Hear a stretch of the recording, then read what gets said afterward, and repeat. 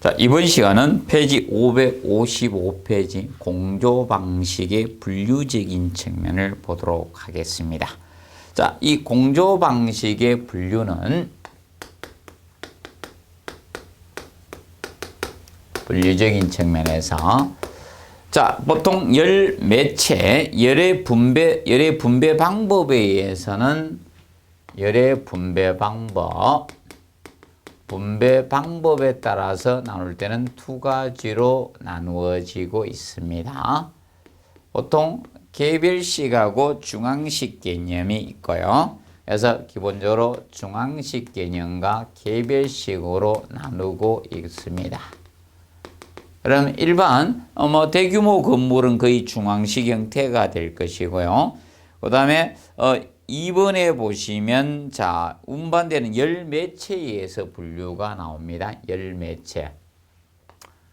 매체에 따라서 분류했을 때 크게 네 가지로 나누어지고 있습니다.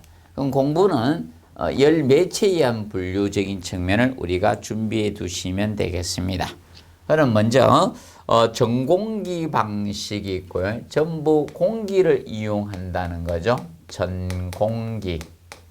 자, 이 전공기 방식적인 측면, 전공기는 올 공기를 활용하겠다는 겁니다. 그럼 공기가 여름은 냉풍일 것이고 겨울은 온풍을 만들어서 공급을 해주는 거예요.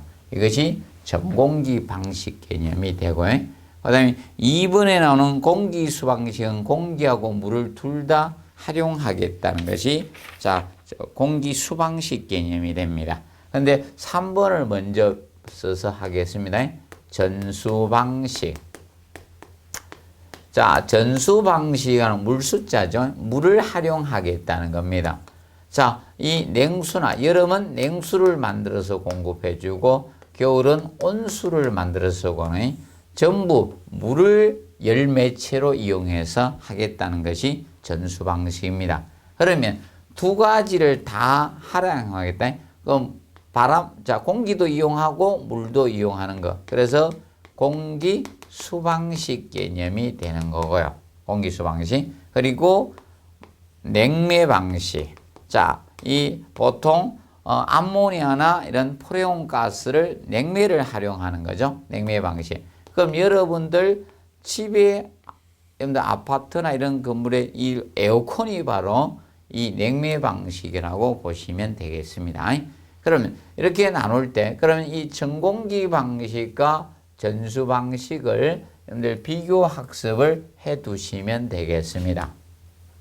전공기 방식하고 전수 방식. 자, 그러면 이거는 공기를 공급할 수밖에 없죠. 공기를 공급하다 보니까 전공기 방식은 공기를 만들어서 하다 보니까 얘는 덕터가 필요해요. 덕터가 필요한 반면에 얘는 덕터는 필요가 없다는 겁니다. 그럼 전수 방식은 물을 공급하다 보니까 얘가 배관이 필요하겠죠.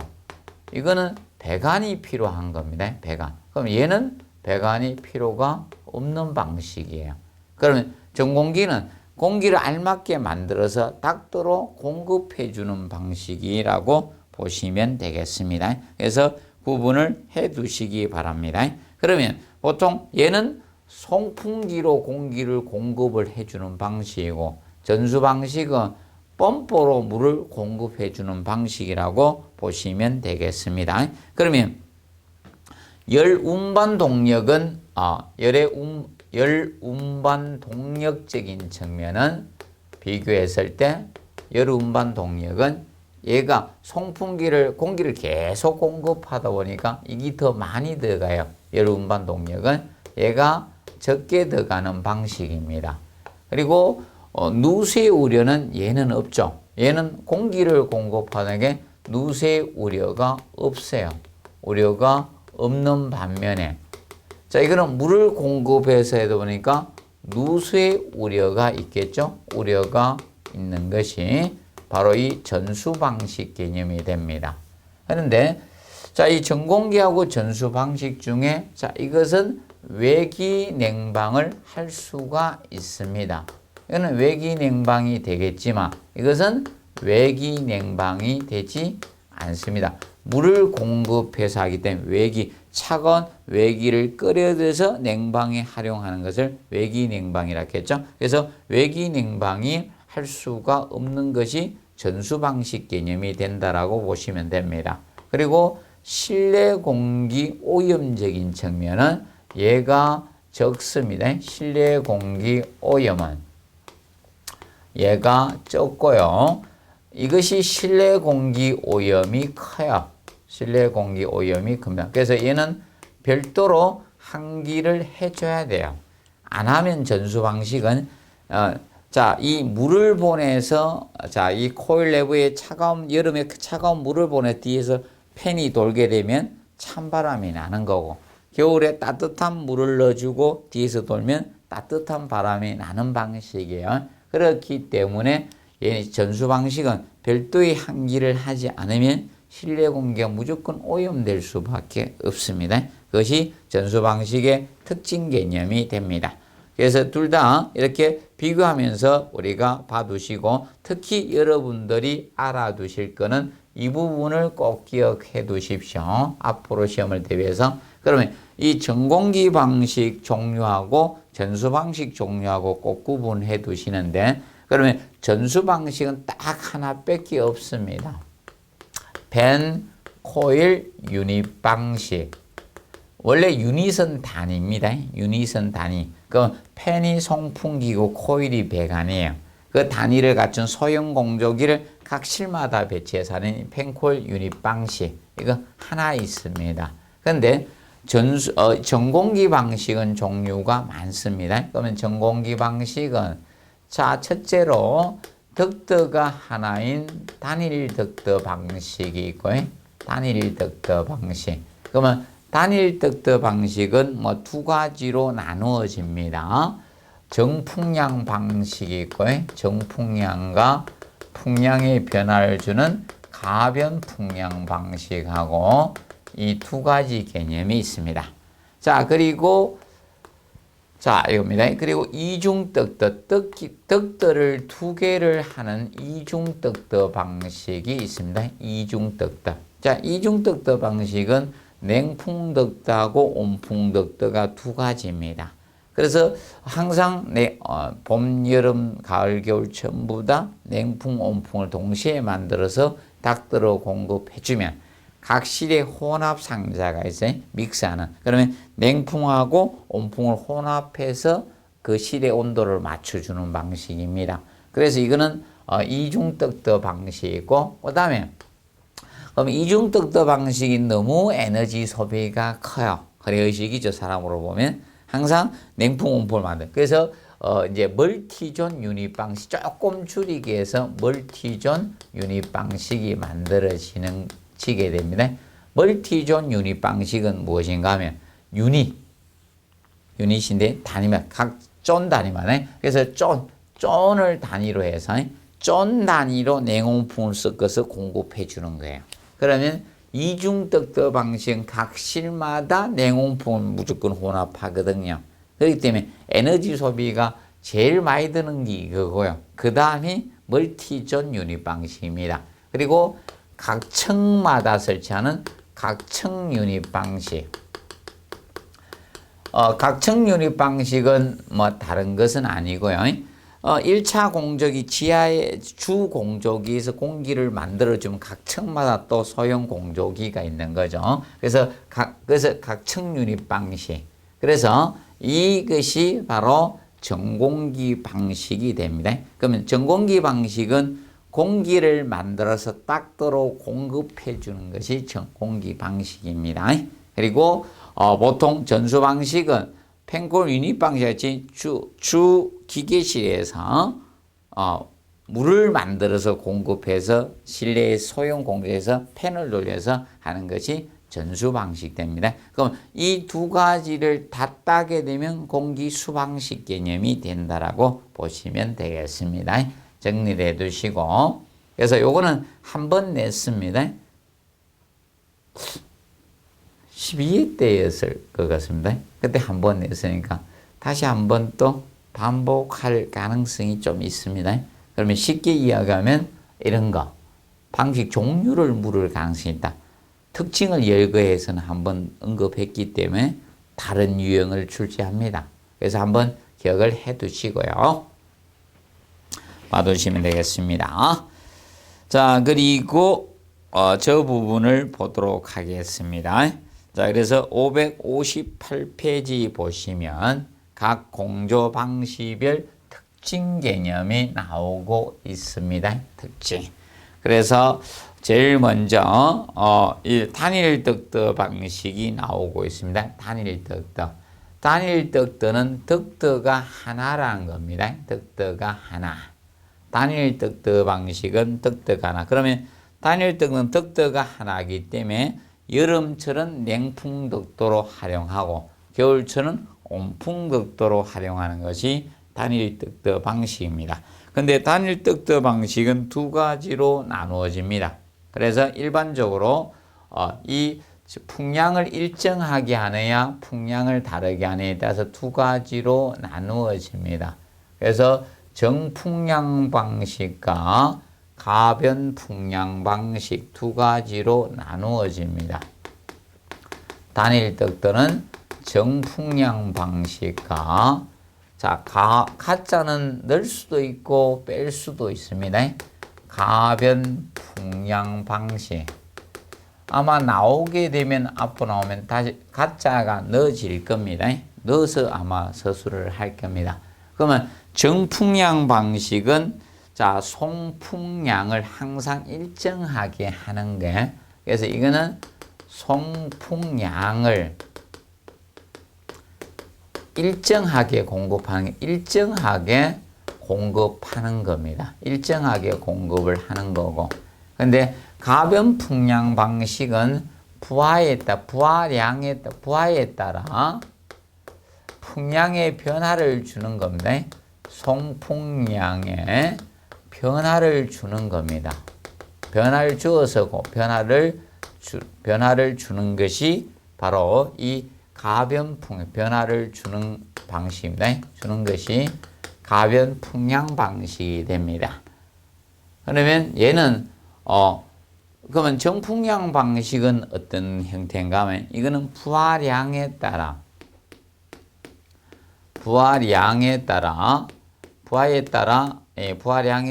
이거는 송풍 온도를 조절해 주는 거예요. 송풍 온도를 조절해 주는 방식이고. 근데 얘는 송풍 온도는 일정하게 공급해. 송풍 온도는 일정하게 하는 거고요.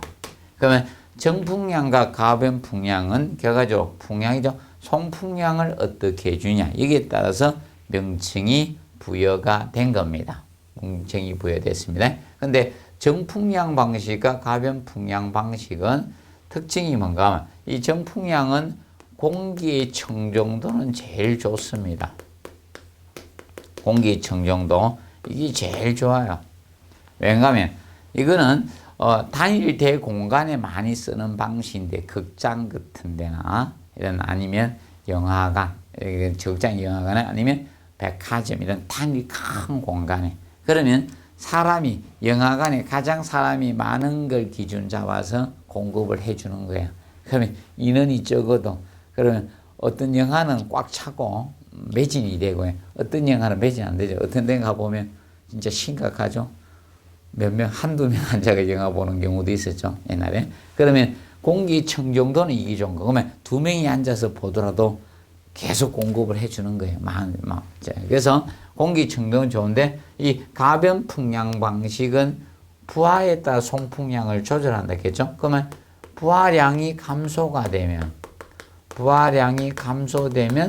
송풍량이 감소가 된다는 거예요. 송풍량이 감소돼요. 그럼 송풍량이 감소되니까 따라서 무엇이 된가? 실내 공기가 오염될 수 있는 거면 실내 공기 오염이 될 수가 있습니다. 오염이 될 수 있다는 겁니다.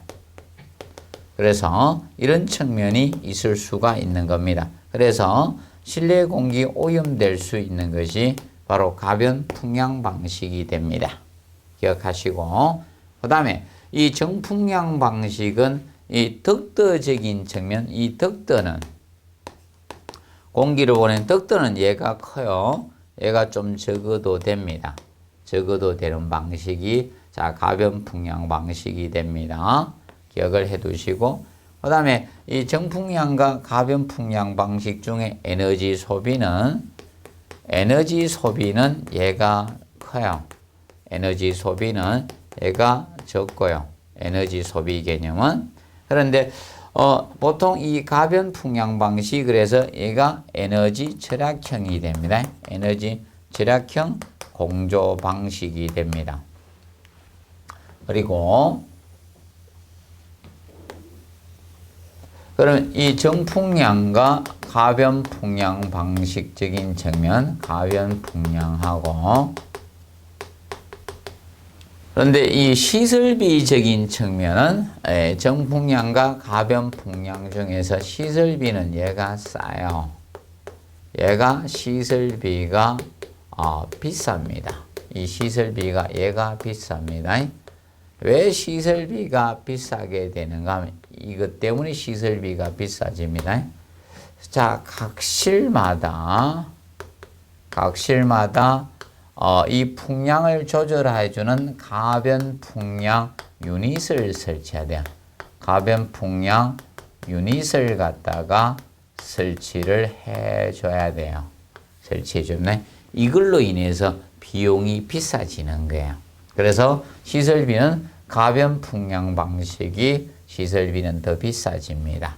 그러면 얘는 각실마다 가변풍량 유닛을 설치하기 때문에 각실에 대한 제어가 돼요. 실이 많은 대적값도 각실마다 이 개별 제어를 할 수 있습니다. 개별 제어성이 있어요. 얘는 개별 제어성이 있다. 근데 이것은 안 된다는 거예요. 이거는 각실에 대한 개별 제어성은 없습니다. 그러면 정풍량 항상 일정하게 공급해요. 그래서 영화관에 가서 아이열 몇 번 자리에 앉았는데 여기 좀 시원하게 해둘라 안 됩니다. 동일하게 공급하고 있기 때문에. 자, 그래서 개별 제어성은 정풍량은 없고 가변풍량 방식은 있습니다. 개별 제어가 되는 것은 이것 때문이죠. 각실마다 이걸 설치하니까 각실에 대한 개별 제어도 할 수가 있는 겁니다. 기억을 해 두시고 그 다음에 그래서 이 정풍량 방식은 단일 대공간에 써요. 단일 대공간에 사용해요. 공간. 그래서 극장이라든지 이런데 극장이나 백화점이라든지 강당이라든지 하나의 공간이 큰데 많이 있습니다. 그리고 중대형 사무소 이런 하나의 쪼노성의 이런 내부 쪽 이런데 많이 있어요. 큰 공간에 많이 있습니다. 그런데 가변풍량 방식은 자 일사량 변화가 심한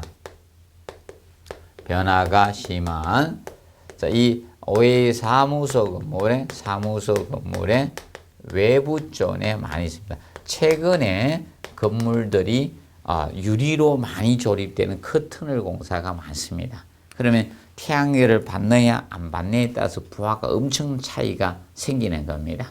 그런데 적합도가 있는 것이 가변풍량 방식이라고 보시면 되겠습니다. 기억을 해 두시고 그 다음에 이 두 가지 측면을 우리가 봤을 때 유지관리적인 측면을 보면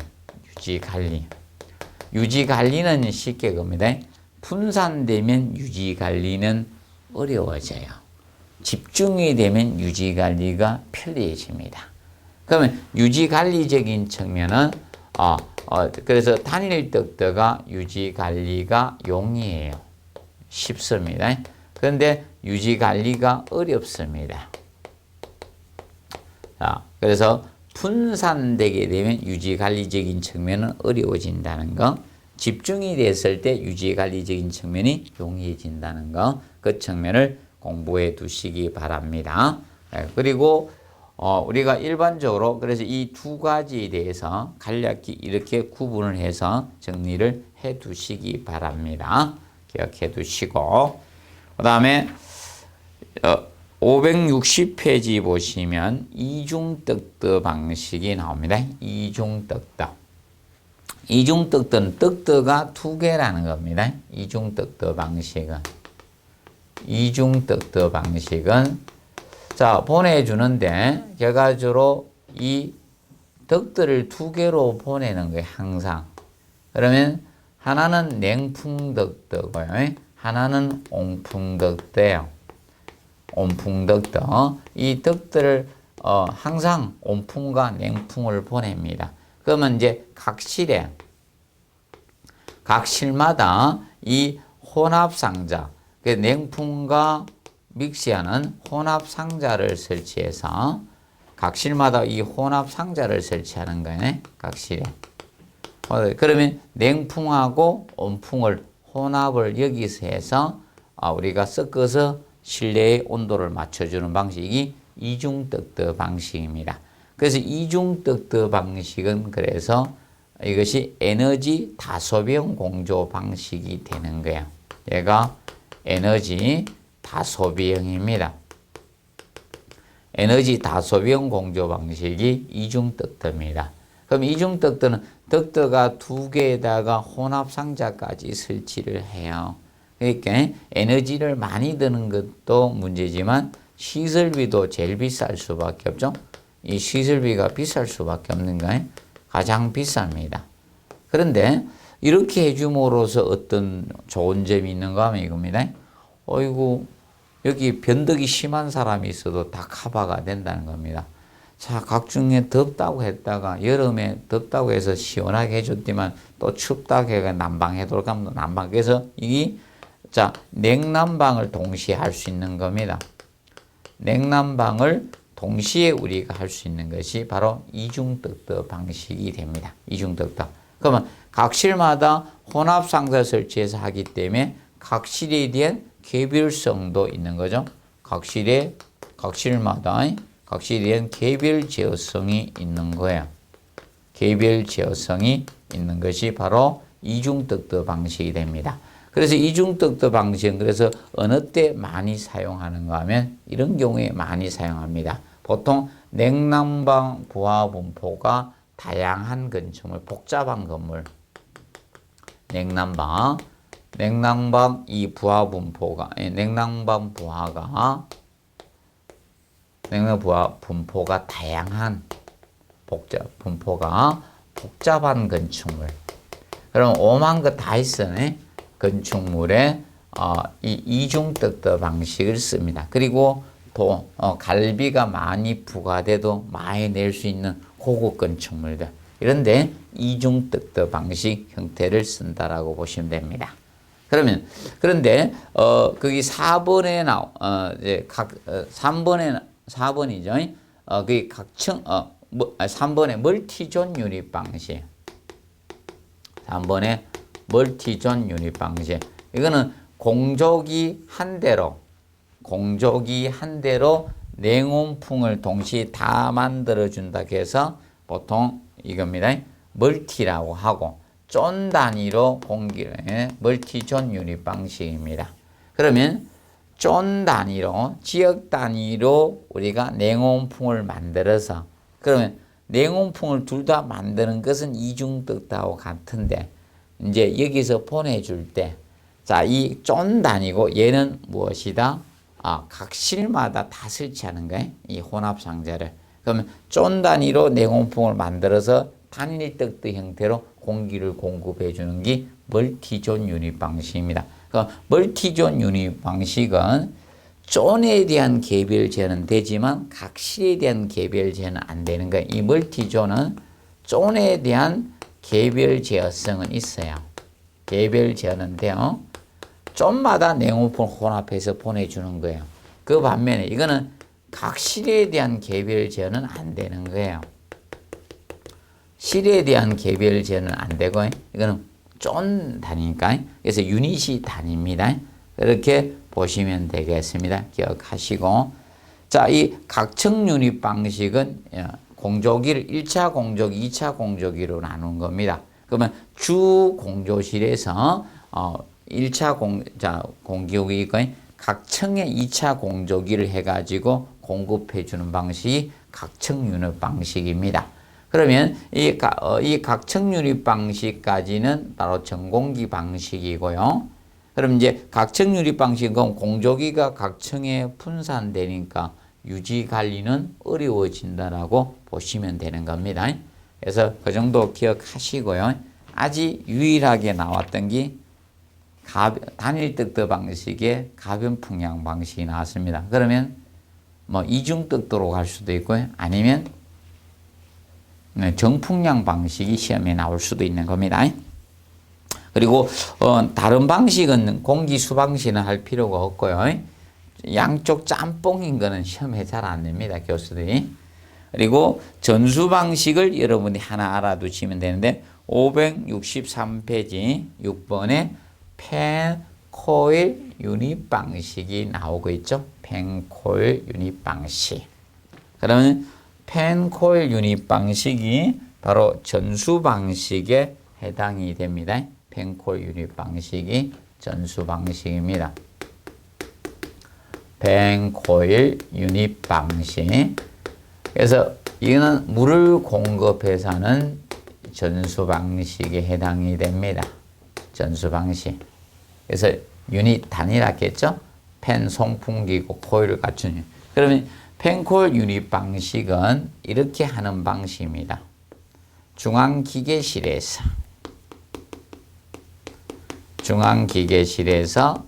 자, 여름은 온수, 늦은 냉수고 겨울은 온수를 보내는 거예요. 그래서 이제 각 실에다가 이 펜코일 갖춘 소형 공조기를 설치해요. 요걸 갖춘 소형 공조기를 각 실에 배치를 해요. 각 실마다 소형 공조기를 배치해 놨습니다.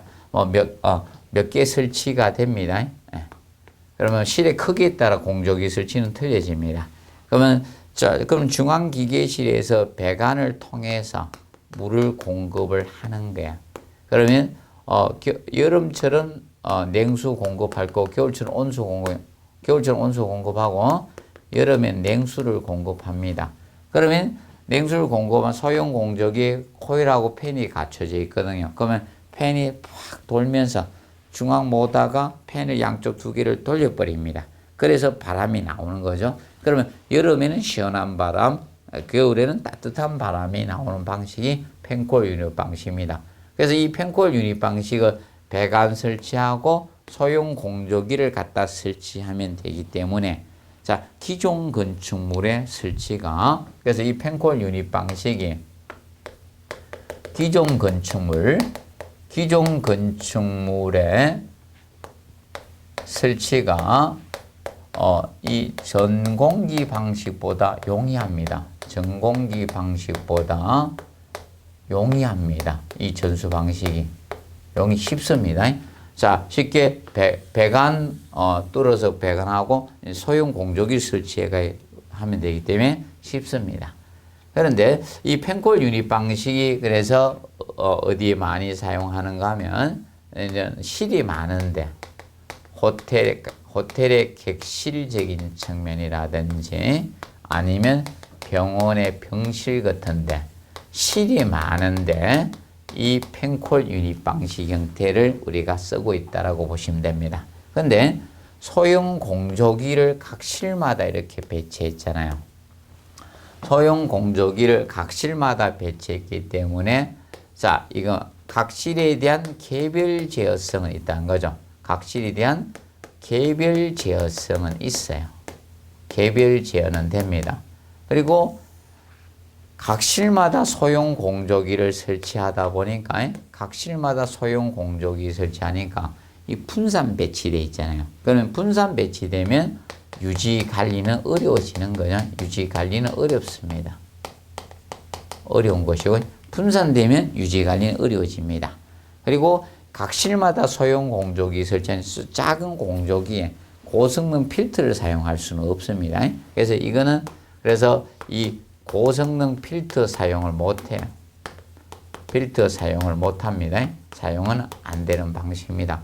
그리고 냉수나 온수를 공급해서 하는 전수 방식이잖아요. 물만 공급하다 보니까 실내 공기만 돌리고 있는 거예요. 별도로 환기를 안 하면 안 됩니다. 그래서 이 전수 방식이다 보니까 실내 공기 오염이 커요. 실내 공기 오염이 커요. 오염이 큽니다. 그래서 별도의 환기 설비를 갖춰야 됩니다. 별도의 환기 설비를 갖춰줘야 됩니다.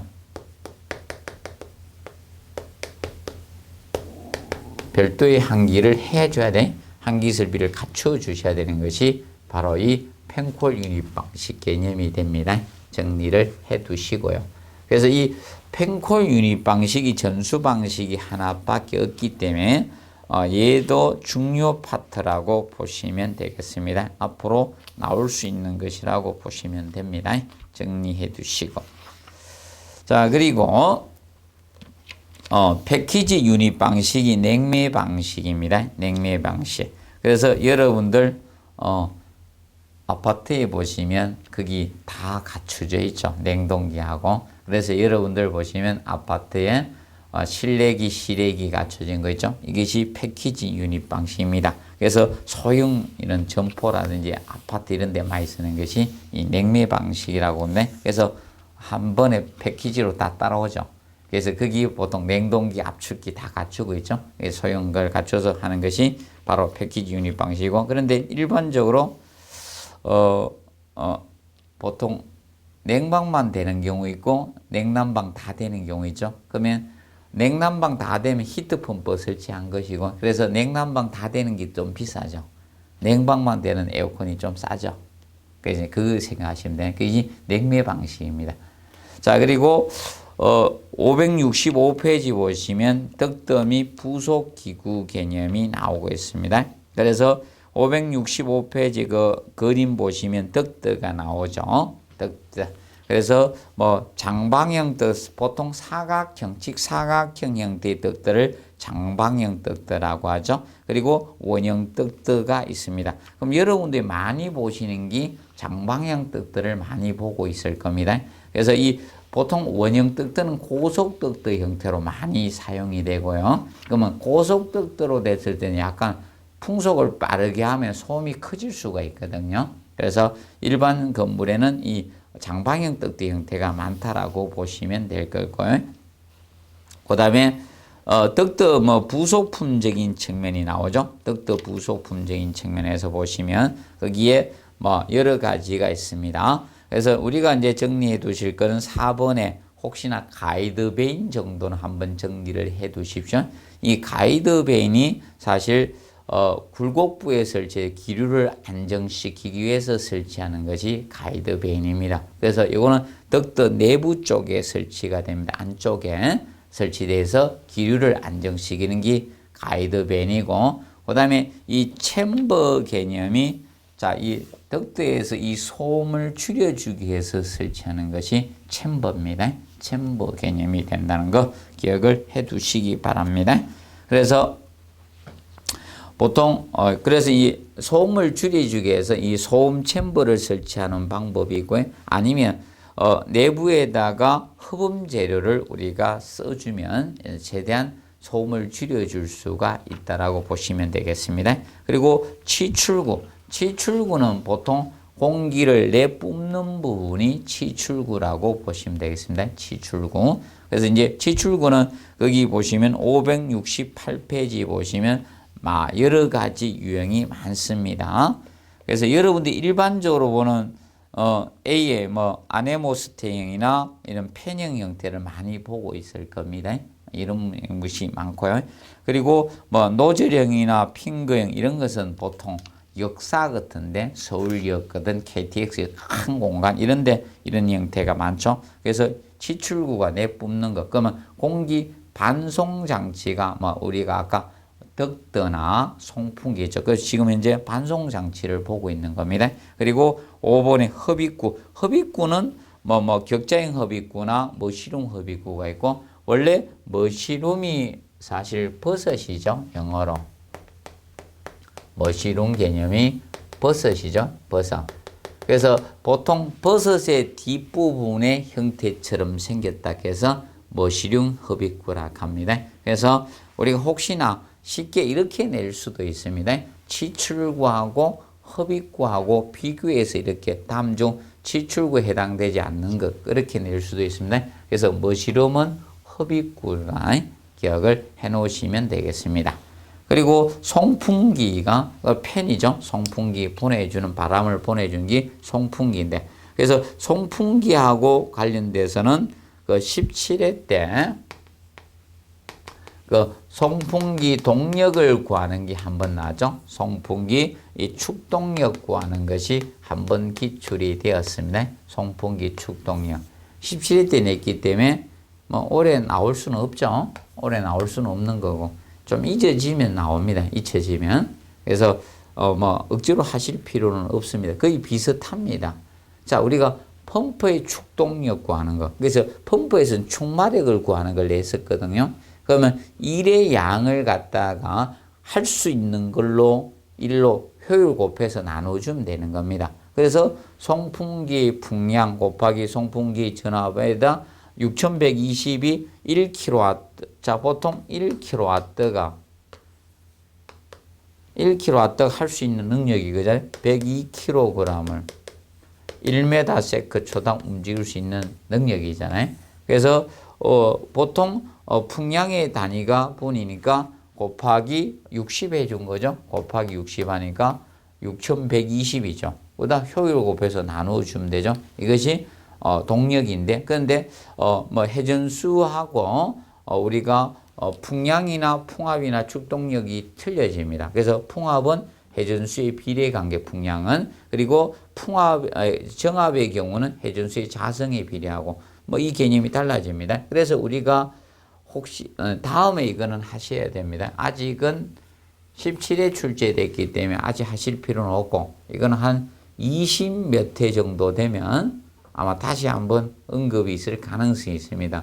정확히는 모르겠지만 24회 전후가 될 가능성이 높습니다. 그래서 그때 한번 해주시면 되겠습니다. 보시고 그래서 이번 시간에는 공조 방식 분류하고 그런 측면을 살펴봤습니다. 그래서 다음 시간에 이 냉동 설비, 그러면 이 냉동 설비가 기본적으로 이겁니다. 우리가 여름에 냉풍을 만들기 위해서 이 냉동 설비 부분을 다루는 겁니다. 그럼 일반적으로 자, 얼음을 얼리는 이런 냉동기 개념을 우리가 공부하는 것이 아니라 우리가 여름철에 냉풍, 그래서 이 냉방을 하기 위한 냉동 설비 이 분야를 시험을 현재 내고 있는 겁니다. 그래서 그 설비에 대해서 다뤄보도록 하겠습니다. 이번 시간은 여기서 마무리하도록 하겠습니다. 수고하셨습니다.